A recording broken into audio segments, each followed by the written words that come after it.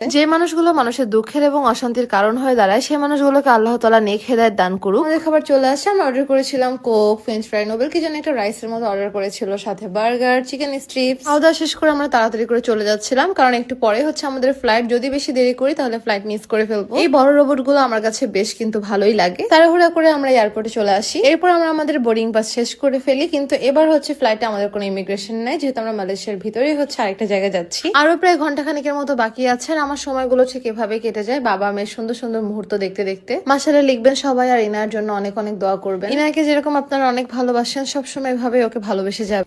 ভিউটা অনেক সুন্দর না? আমি এখন আছি মালয়েশিয়ার ক্যামেরন হাইল্যান্ডে। তো এখানে আমি কিন্তু সাথে করে নিয়ে আসছি সেই প্লেন থেকে, প্লেনের টিকিটও লাগে না এটার জন্য, একদম প্লেনে করে নিয়ে আসছি জিয়ালাইচোকে আমার সাথে মালয়েশিয়াতে।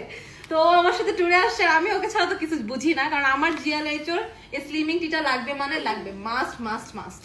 তো এই যে কেমন লাগতেছে? ইয়ে